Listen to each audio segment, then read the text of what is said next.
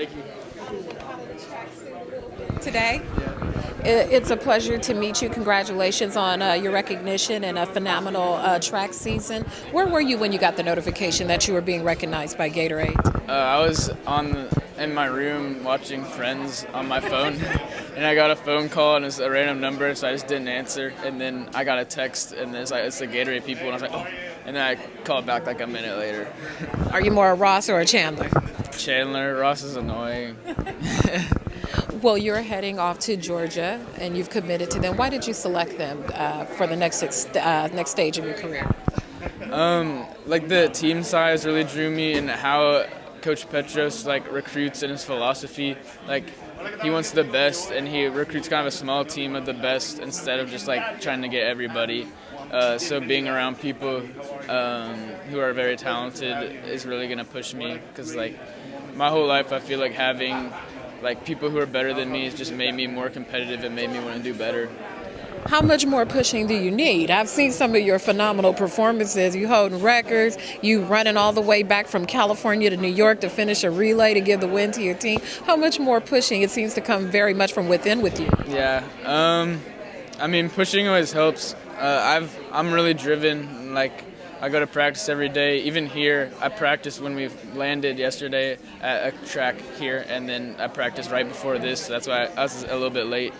But really, my motivation myself helps me to get there. But just having people who I can race against and who can make me better makes me want to fix the little parts of my race. When did you know, athletes all start with different sports, whether it be soccer or whatever, before they end up in the sport that they master. When did you know that you were really good, that you just probably had something extra than your peers and your friends had? Probably when I made state my sophomore year, because it's in Texas, it's really hard to make state, and it's not usual for a freshman or sophomore.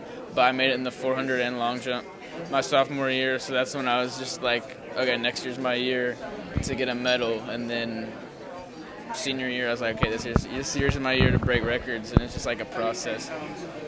You've done a lot of phenomenal things so far in your young career, but the ones that have stand out more in social media and on videos has been your 100-meter record-winning race and your anchor leg. Which win was more meaningful to you? Yeah, the 4x4 leg, just because it was my last race as a high school athlete, and it was the last race with my team, who's they mean a lot to me.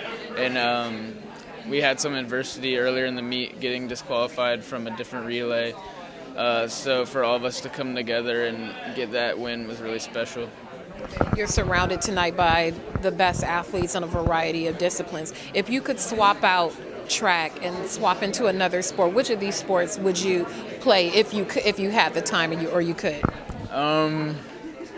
Probably football, because I would say basketball, but I was really bad at basketball when I played. So I guess wide receiver and football would be fun.